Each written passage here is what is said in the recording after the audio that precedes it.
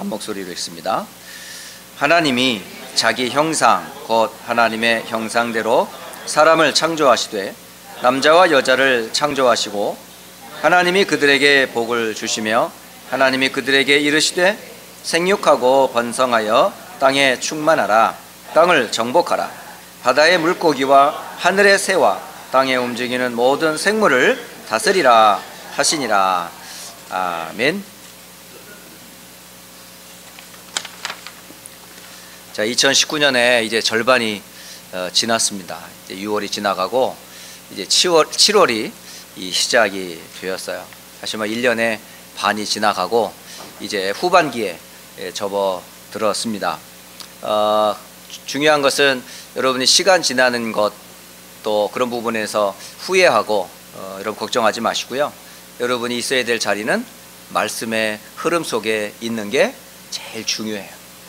하나님은 2019년을 시작하시면서 너희가 살아나리라 이 말씀 주셨죠. 기억하세요? 기도할 때마다 기도하시기 바랍니다. 첫째는 누가 살아나야 돼요? 여러분 자신이 살아야 돼요. 네, 내가 죽고 다른 사람 절대 살릴 수 없어요. 우리는 무엇으로 살았어요?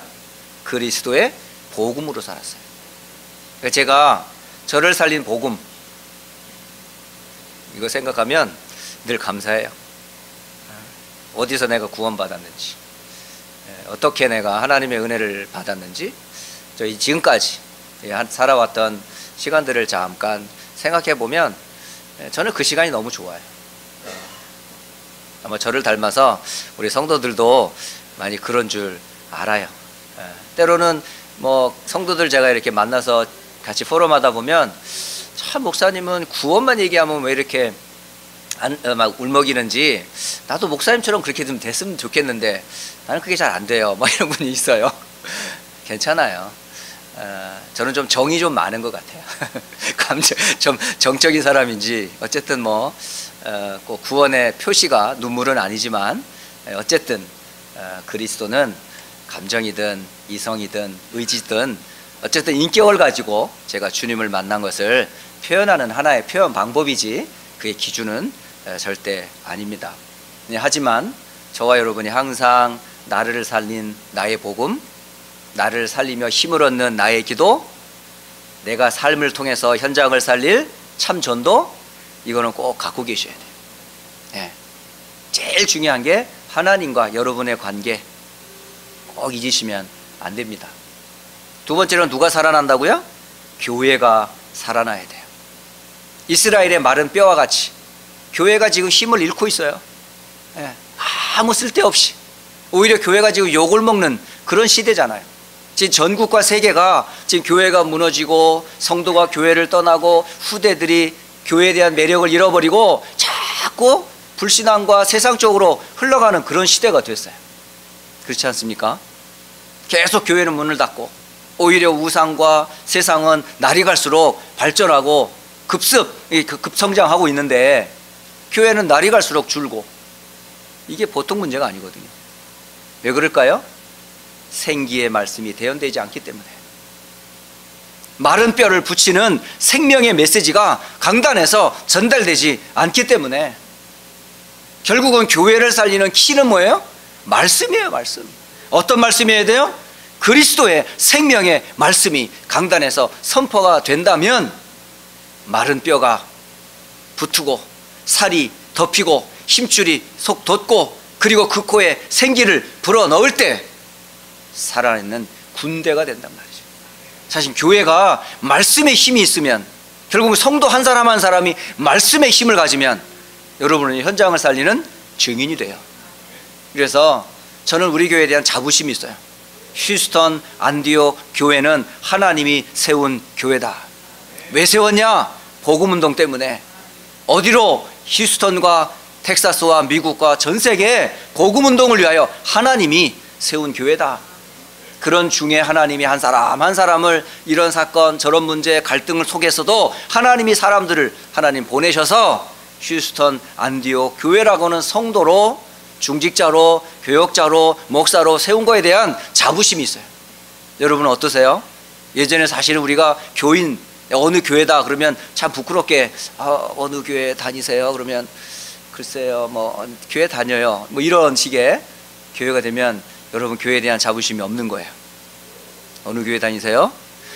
휴스턴 안디옥 교회를 다닙니다. 그 교회 이상한 교회? 맞습니다. 우리는 참 복음만 말하기 때문에 참 이상한 교회입니다. 이렇게 말을 해야 돼요. 복음 아세요? 물으면 궁금하니까 전도하는 기회로 삼고, 예수는 그리스도래요. 당신 아세요? 우리 교회는 그리스도만 말해요. 목사님은 강단에 서서 그리스도만 말하고요, 우리 성도는 그리스도만 듣기를 원해요. 우리 교회는 그리스도인이라는 그 시작이 안디옥 교회라는 이름으로 우리는 세워졌거든요. 혹시 사도행전 11장에 안디옥 교회를 아세요? 그 교회가 우리 교회 모델이거든요. 그러면서 복음을 전하는 거예요. 지난주에 제가 한 분 소개로 지역에 오는 목사님을 만났어요. 만나서 평신도가 현장에서 전도하는 걸로 보고 어느 교회냐, 어디서 왔냐, 어떻게 이렇게 복음을 전하냐, 그 소식을 듣고 다락방 운동이라고 하는 그 성도라는 걸 알고, 그러면 휴스턴에 다락방 운동하는 교회가 있다는데 어느 교회입니까? 안디옥 교회래요. 그럼 그 목사님 한번 좀 만나게 해달라고 해가지고요, 제가 지역에 목사님 한 분을 만났어요. 만나서 제 신앙 고백과 우리 교회 배경과 앞으로 어떤 비전인지를 간증을 하고 전달을 했어요. 그랬더니 이분이 확실히 준비된 분 같아요. 또 계속 이제 지속할 문이 열릴 때까지 기도해야 되겠습니다만은, 말씀을 듣고 나서 정말 우리 교회도 이 운동 했으면 좋겠다, 이 말씀을 계속 들었으면 좋겠다, 이런 반응을 보이고 끝나고 나서 전화를 저한테 했더라고요. 너무 감사하다고. 예, 우리 교회가 이제 지역을 살리는 교회가 돼야 되지 않겠습니까? 개인 성도 하나만 살릴 게 아니고 이제 지역을 살리는 교회, 다민족을 살리는 교회, 전 세계 렘넌트 운동을 할 수 있는 그런 교회, 로컬이 살고 파라가 사는, 모이는 교회와 흩어진 교회가 살아나는 그런 교회 되지 않습니까? 저는 그렇게 될 줄 믿습니다. 지금 성도들 삶에서, 현장에서 지금 내가 만난 그리스도를 간증하고 있는 성도들을 제가 보고, 또 그런 운동들이 대학가에서 또 현장에서 계속 일어나고 있는 것을 제가 보고 있고요, 생명운동 일어나고 있는 거 제가 보고 있거든요. 계속 이 운동은 될 수밖에 없어요. 뭘로 살아난다고요? 말씀으로 살아나요. 그래서 말씀 잘 들으셔야 돼요. 그리고 어디를 살려요? 현장을 살려야죠. 예, 현장은 그야말로 창세기 3장 이래로, 하나님을 떠난 이래로 나 중심, 돈 중심, 물질과 성공 중심, 멸망으로 치달아가고 있어요. 그곳에 생명의 떡을 전해줄 자가 없기 때문에 생명운동의 시스템들이 너무너무 필요하단 말이에요. 어저께도 제가 히스패닉 한 교회 클리브랜드를 갔다 왔어요.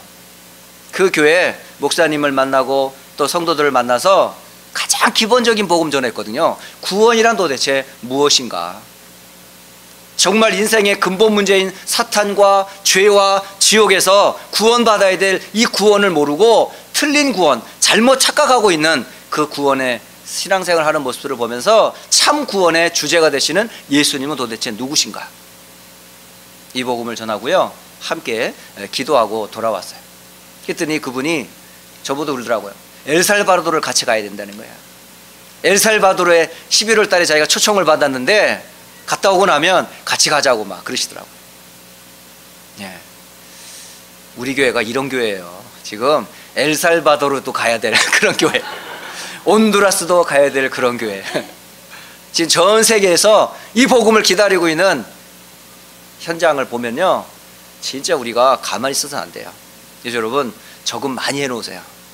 언제든지 해외 선교 갈 때 같이 갈 수 있도록 말이죠. 그래서 현장은 우리 개인의 현장도 있지만 교회도 현장이고, 사실은 모든 복음 들어야 될 곳은 전부 현장이에요. 그 현장이 어떻게 살아나요? 강단에서 흐르는 말씀의 흐름을 따라 그 강물이 흐르는 곳마다 뭐가 나요?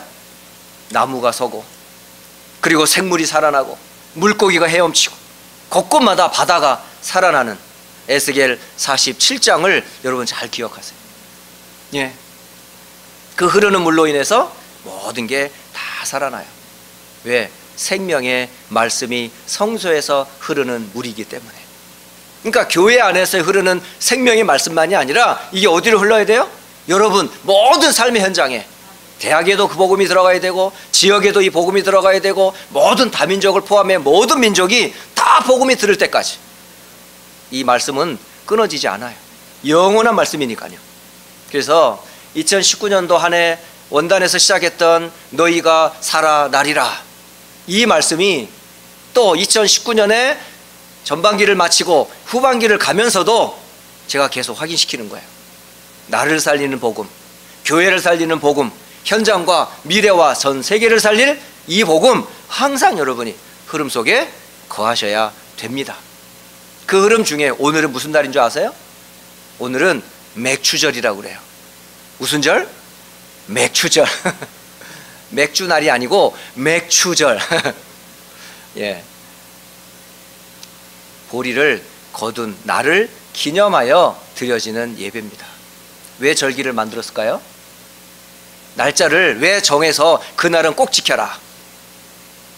모세가 이스라엘 백성들에게 새 절기는 꼭 지켜라, 그리고 이날은 꼭 와서 예배해라, 이렇게 했거든요. 그 새 절기가 뭐예요? 유월절 꼭 지켜라, 그리고 맥추절 꼭 지켜라, 그리고 수장절 꼭 지켜라. 그러면서 출애굽기 23장 14절에서 17절에 새 절기를 지켜라, 이렇게 말씀하셨어요. 그러면 그 날만 지키면 됩니까? 절기를 주신 이유가 뭐예요? 기억하라고. 그러면 그 날만 기억하면 그 다음 날은 기억 안 해도 돼요? 계속 기억하라고. 그러니까 1년 365일 계속 기억하라라고 하는 거예요. 뭘 기억해요? 유월절을 기억해라.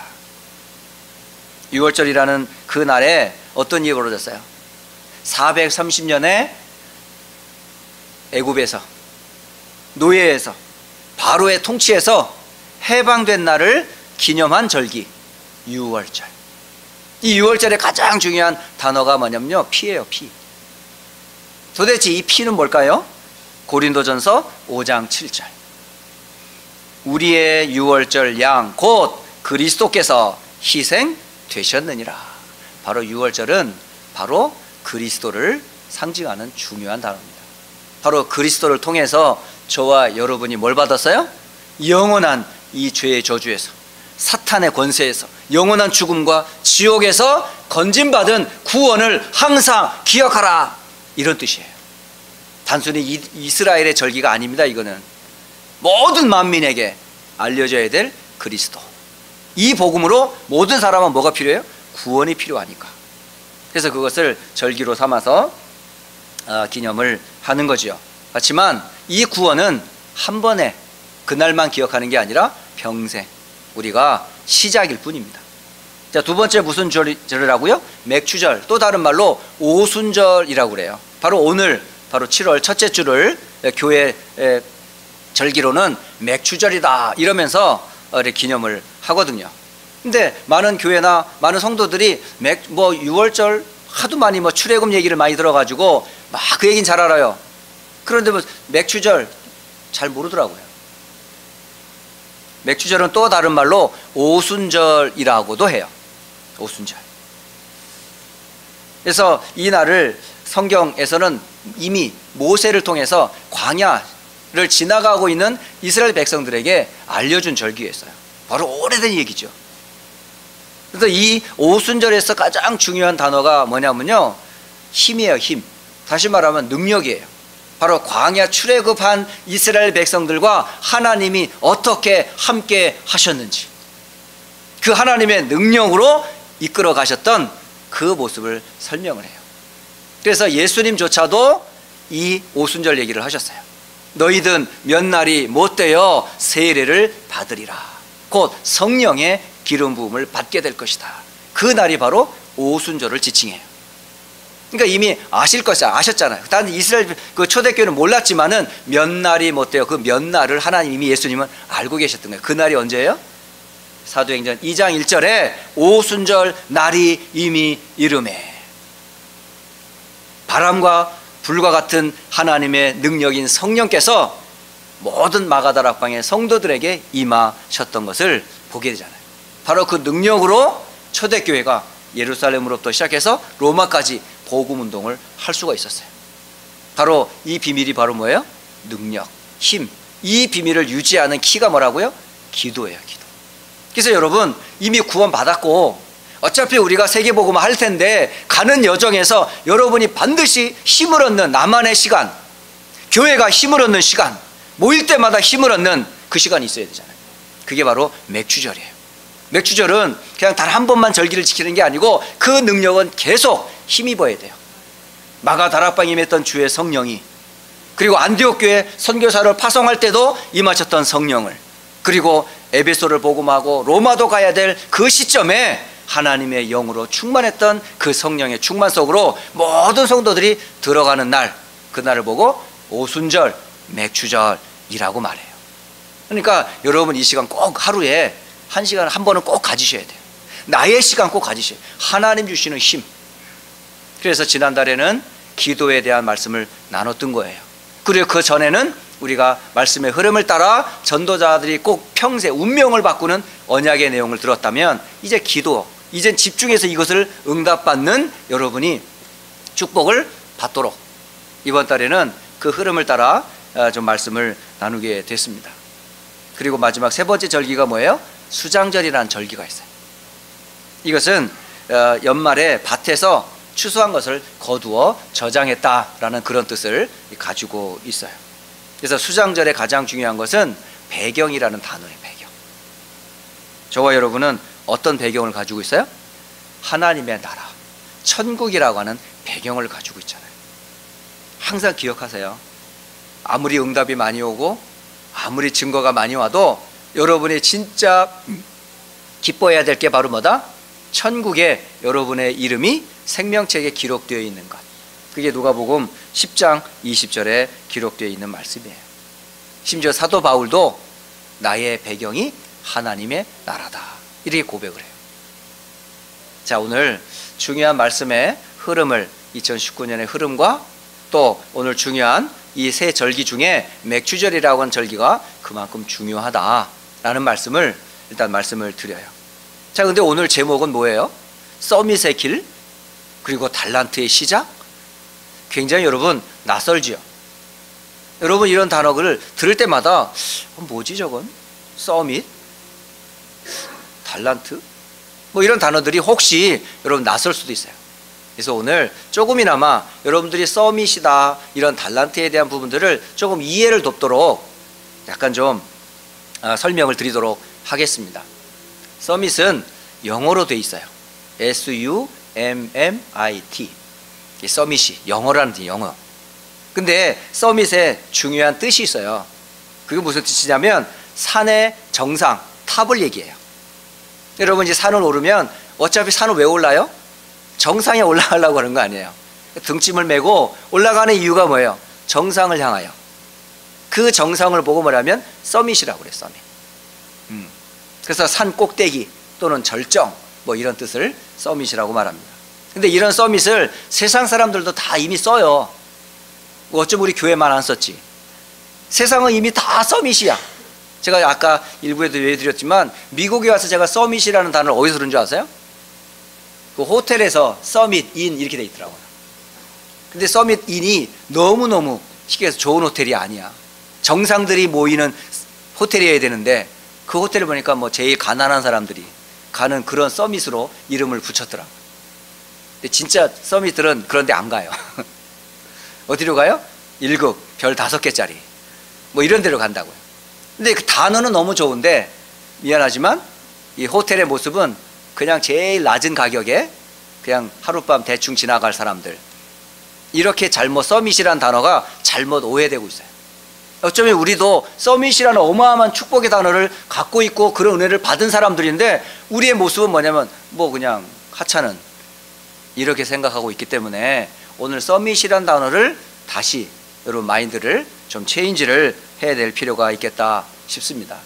자, 세상 사람들 쓰는 서밋 중에 세계의 G20이라고 하는 세계 경제를 좌지우지하는 CEO들의 모임들 뭐라고 부르는 줄 아세요?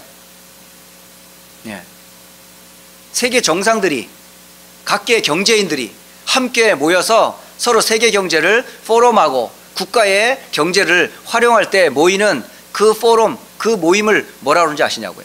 서밋이 들어가요. 그게 바로 뭐냐면 비즈니스 서밋이라 이렇게 불러요. 그러니까 비즈니스 서밋 이 단어 꼭 들어갑니다. 그리고 세계 기독교 지도자들도 연애 한 번씩 모여요. 그래서 세계 선교를 어떻게 할 건가 그 전략과 전술을 논의하기 위한 모임이 있어요. 그 모임을 뭐라 그러는지 아세요? 그 모임을 글로벌 서밋이다 이렇게 합니다. 그러니까 세계 기독교 지도자들이 모이는 글로벌 서밋이 있습니다. 그리고 한국에 경제인들, 최고 브레인들이 모여서 한국의 정상회의를 뭐라고 부르는 줄 아세요? 역시 한국의 정상회의를 코리아 서밋이라고 불러요. 그러니까 비즈니스 서밋, 그리고 글로벌 서밋, 그리고 코리아 서밋 이렇게 표현을 합니다. 그러니까 이미 세상은요 서밋이란 단어를 쓰고 있어요. 자, 그렇다면 세상에는 두 종류의 서밋이 있어요. 어떤 서밋이 있을까요? 세상을 움직이는 서밋, 그리고 영적으로 성경이 말하고 있는 영적 서밋이 있어요. 그러니까 정상들이 같은데 지금 드러난 서밋, 세상의 서밋이 있고요, 드러나지 않았지만 그 드러난 사람을 돕는 진짜 서밋이 있어요. 여러분은 어떤 서밋이세요? 여러분은 드러나지 않은 영적 서밋이에요. 그 이유를 제가 오늘 설명을 드리려고 하는 거예요. 여러분이 왜 여러분이 서밋인지, 세상 사람과 비교할 수 없는 서밋이라는 사실을 정확하게 이해를 하셔야 되거든요. 그래 여러분이 누군지를 정확하게 알기 때문에. 성경에 보면 세상의 서밋, 대표적으로 에집트 시대의 서밋이 누굴까요? 바로 바로 왕, 파라오가 바로 서밋입니다. 요즘 말로 표현을 하면 바로 왕이 바로 서밋이에요. 그리고 블레셋의 장군 이름, 다윗과 싸울 때 등장했던 골리앗, 이 사람이 블레셋의 서밋이에요. 그리고 바벨론, 다니엘이 포로로 붙잡혀서 갔던 그곳에, 알지요? 그 갔던 그곳에 왕이 누굽니까? 느부갓네살, 그리고 그의 아들 벨사살, 그리고 다리오 왕, 이 사람이 바로 뭐죠? 바벨론 나라의 서밋들이에요. 그 서밋을 도왔던 많은 12 총리들이 있잖아. 이 사람들이 다 서밋들에 해당되는 그룹들입니다. 자, 그리고 로마에 누구죠? 로마에는 가이사, 시저가 바로 서밋입니다. 그러니까 세상의 서밋이 있어요, 이미. 그런데 그 세상의 서밋에 하나님이 사용하시는 영적인 서밋, 그리고 그 사람들을 살렸던 진짜 서밋이 있어요. 그게 누굴까요? 애굽 시대의 요셉과 모세, 이 사람들이 서밋입니다. 그리고 블레셋 시대에 말 한마디도 땅에 떨어지지 아니하고 그 한 사람이 살아있는 동안 전쟁이 그쳤던 그 참 서밋이 누군지 알죠? 사무엘. 그리고 구약 성경에 가장 존경받는 왕 중의 왕 다윗, 바로 이 사람이 서밋입니다. 그리고 아람 시대에 왕이었던 수많은 왕들이 있었지만은 그 시대에 진짜 서밋으로 엘리야와 엘리사가 있었어요. 그리고 바벨론 시대에 누가 서밋이었어요? 포로로 붙잡혀간 다니엘과 그 친구들, 그리고 에스더, 이 사람들이 서밋입니다. 로마 시대 초대교회 베드로를 포함해서 안디옥 교회에서 파송했던 선교사 바울과 그 전도팀들이 전부 서밋입니다. 자, 비교해 보세요. 세상의 서밋과 하나님 쓰시는 서밋의 차이. 하나님이 쓰시는 사람이 어떤 사람인지, 그러면 하나님이 쓰시는 서밋이 반드시 알아야 될 세 가지, 오늘 그걸 말씀드리는 거예요. 자, 여러분, 서밋으로 가는 길에 여러분이 꼭 알아야 될 사실이 있어요. 그 첫 번째가 바로 뭐냐면, 바로 서밋의 주인이신 창조주 하나님을 아셔야 돼요. 모든 만물은 누가 지으셨어요? 하나님이 창조하셨어요. 창세기 1장을 쭉 보세요. 하나님이 말씀으로 모든 만물을 하늘에 있는 모든 것, 땅에 있는 모든 것, 바다에 있는 모든 것들을 다 하나님 뭐시요? 창조하셨어요. 그래서 서밋은 반드시 어떤 믿음을 가지고 있어야 돼요? 히브리서 11장 1절에서 6절에 보면 그 내용이 나와요. 믿음은 바라는 것들의 실상이요 보이지 않는 것들의 증거니 선진들이 이로써 증거를 얻었느니라. 이 선진들이 바로 서밋들입니다. 이 서밋은 반드시 뭘 알았어요? 보이지 않는 것에 대한 실체를 알았던 서밋들이에요. 믿음이 있어야 돼요. 서밋은 어떤 믿음? 믿음으로 모든 세계가 하나님의 말씀으로 지어준 줄을 아는 믿음이에요. 그러니까 서밋은 창조주와 그 창조주의 말씀에 의해서 만들어진 세상을 하나님이 창조하셨다라는 사실에 대한 믿음이 있으셔야 돼요. 그게 서밋의 시작입니다. 달란트를 발견하기 전에 먼저 누구를 아셔야 돼요? 하나님을 아셔야 돼요. 그래서 보이는 것은 나타난 것으로 말미암아 된 것이 아니다라는 거죠. 그러니까 보이지 아니하시는 하나님께서 보이는 모든 만물을 창조하셨다. 다시 말하면 창조주 하나님에 대한 믿음, 이게 서밋의 시작이에요. 그래서 믿음이 없이는 하나님을 기쁘시게 할 수 없나니 하나님께 나아가는 자는 반드시 그가 계신 것과 그 자기를 찾는 자들에게 상 주시는 이심을 믿어야 할지니라. 바로 서밋은 누구를 알아야 돼요? 창조주 하나님을 아는 자가 참된 서밋입니다. 그런데 애굽의 바로왕, 블레셋의 골리앗, 바벨론의 느부갓네살 왕, 로마의 가이사 황제, 하나님 알아요 몰라요? 몰라요. 하나님을 모르는 서밋들의 말로는 어떻죠? 비참하게 죽습니다. 그 어마어마한 권력과 백그라운드가 한낱 무너지는 바벨탑처럼 무너져 버립니다. 왜 그럴까요? 사탄이 가만 안 두거든요. 이용할 대로 다 이용하고 결국은요 무너뜨려 버려요. 그게 마귀의 짓이거든요. 그런데 하나님이 쓰시는 서밋 보세요. 그냥 하는 딱 시대, 애굽 시대 요셉과 모세를 쓰시고 역사에 사라졌지만은 지금도 하나님께서는 요셉과 모세를 들어서 모델로 삼고 계십니다. 결국 하나님이 쓰시는 서밋은요 계속 영원히 쓰임받게 되어 있어요. 그러니까 참된 서밋은 누구를 아는 사람이다? 하나님이 누군지를 아는 사람이에요. 그래서 그 하나님을 아는 방법이 뭐예요? 성경에서 만난 하나님을 만나야 돼요. 전 개인적으로 창세기 1장 1절 이 말씀이 제가 만난 하나님이에요. 하나님이 천지를 창조하셨느니라. 제가 22살 되던 때 바로 이 하나님을 알게 됐어요. 정말 하나님 계십니까? 계시다면 나 그 하나님 알고 싶고 만나고 싶습니다 하고 기도를 했는데 정말 그때는 하나님에 대한 믿음이 없었거든요. 그 고민을 하고 있는 중에 제게 보여졌어요. 저 산이 어떻게 저기 세워져 있으며 저 하늘이 어떻게 저기 있으며 저 강물이 어떻게 저렇게 흐르고 있는지 그 속에 나는 도대체 누군지 생각해 보니까 내가 정말 보잘것없는 먼지더미 같고 거름더미 같은 그런 보잘것없는 내 모습을 보게 됐어요. 그리고 그 22살 그때에 바로 저 하늘을 지으시고 땅을 지으시고 바다를 지으시고 나를 지으신 이가 누구다?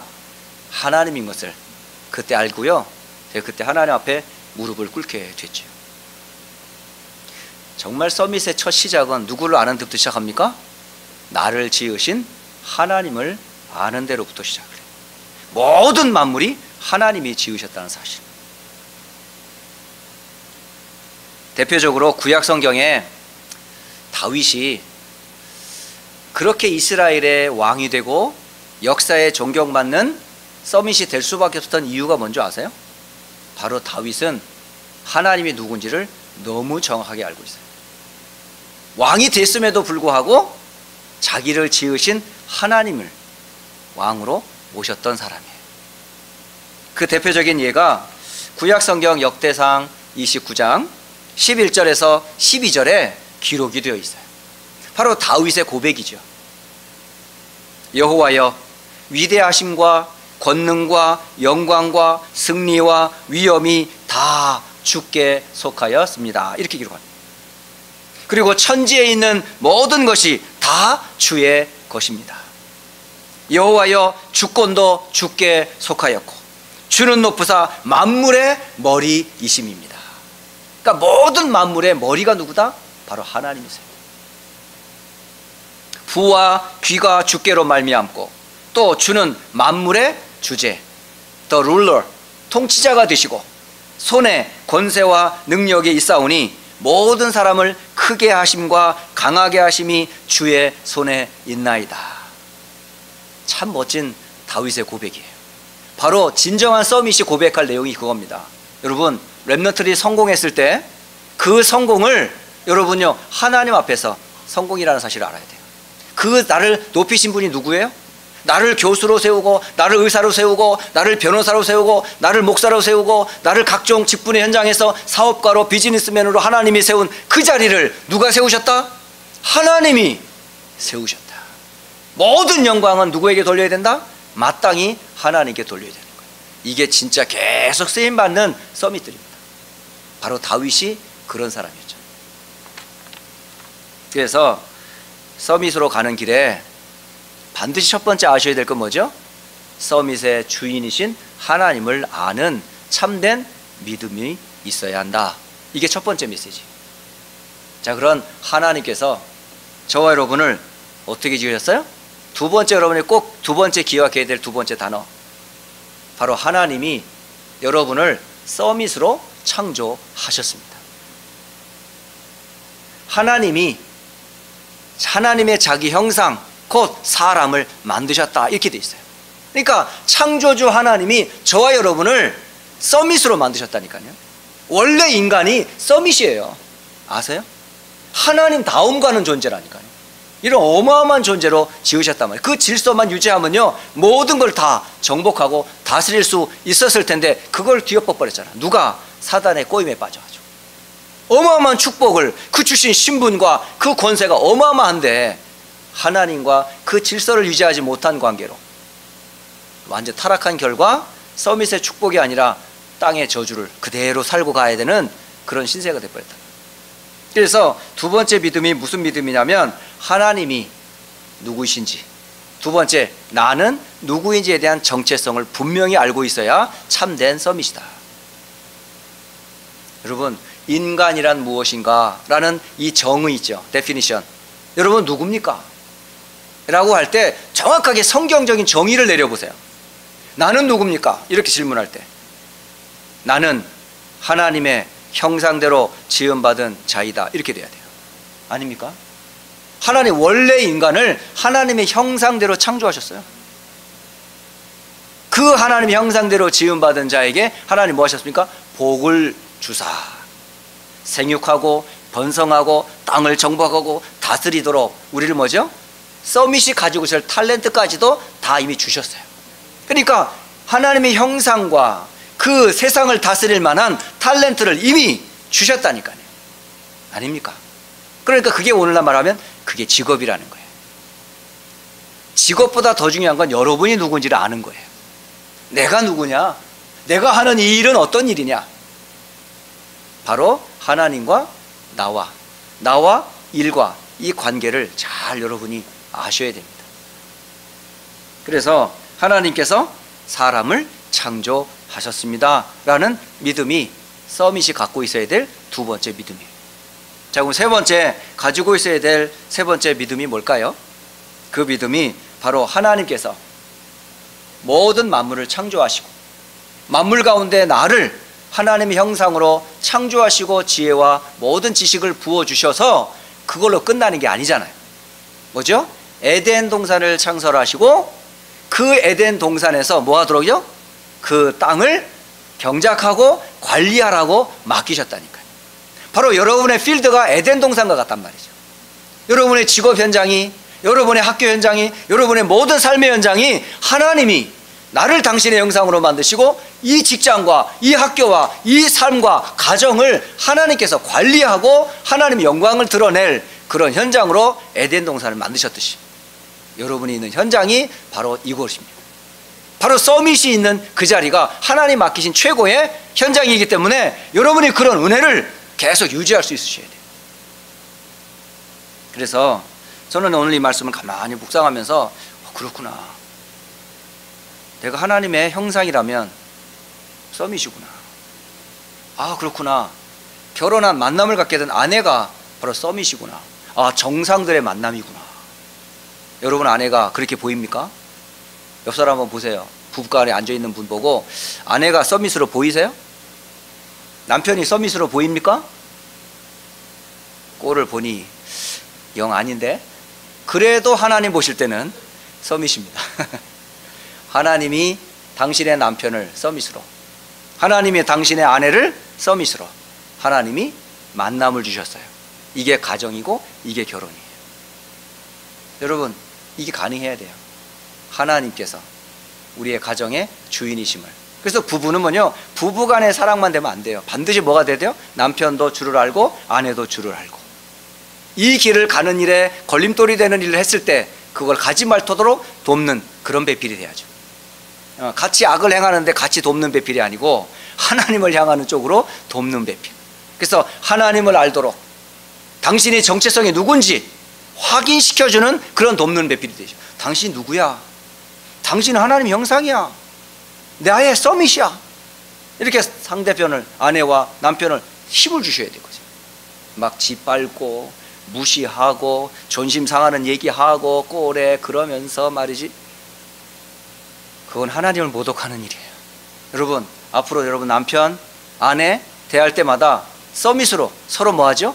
정상들이 만났는데 정상들 맞게 좀 예우도 좀 지켜주고 정상들답게 품위도 좀 유지하고 정상들답게 여러분 삶도 좀 갱신도 하시고 그러셔야 멋진 부부가 되지 않겠습니까?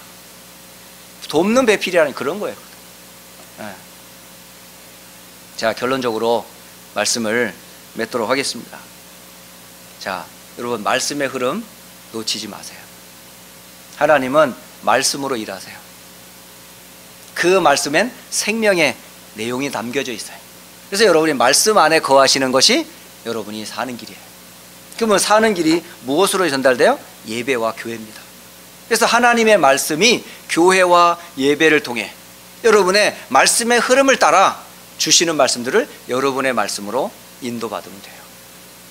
그러면서 꼭 이 시간 가지세요. 날마다 나의 오순절, 모든 만남을 오순절의 시간, 맥주절, 하나님의 능력을 힘 있는 기도의 시간 꼭 가지시라는 말이에요.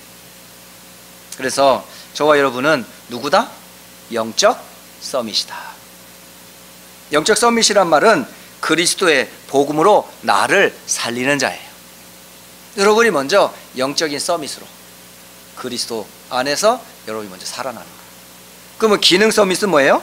그리스도의 능력으로 학업과 산업을 살리는 자. 이게 바로 기능 서밋입니다. 단순히 돈만 버는 게 아니고 그 현장을 살리는 자. 그게 기능 서밋이에요. 그리고 문화 서밋은 뭐예요? 복음과 기능으로 세상의 흐름을 바꾸고 살리는 자. 이게 문화 서밋입니다.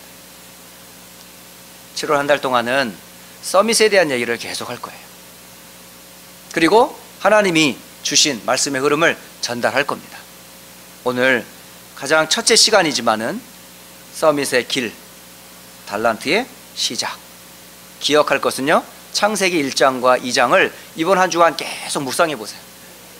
하나님이 누구시며 나는 누구이며 나의 사명이 무엇인지. 가정도 이 안에 포함이 돼요. 여러분의 직업도 이 속에 있어요. 여러분의 공부도 이 속에 있어요. 그래서 창세기 1장과 2장이 서밋의 시작이고 모델입니다.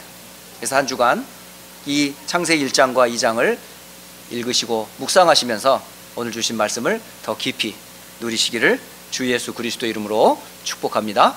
기도하고 마치겠습니다. 하나님 아버지, 오늘 내가 누구인지 다시 한번 말씀을 통해 확인케 하시니 감사합니다. 하나님은 나의 창조자가 되시고 모든 만물의 주인이시며 우리를 하나님의 형상대로 지으신 창조주이심을 알게 되었습니다. 또 내가 누구인지 나의 정체성을 확인케 하여 주시니 감사합니다. 우리는 하나님 만드신 형상이요 서밋으로 세상을 살릴 자로 부르셨음을 알게 되었습니다.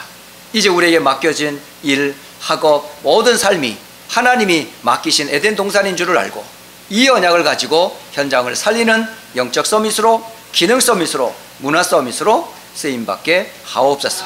모든 영광 하나님께 돌리며 살아계신 우리 주 예수 그리스도의 이름으로 기도드립니다. 아멘.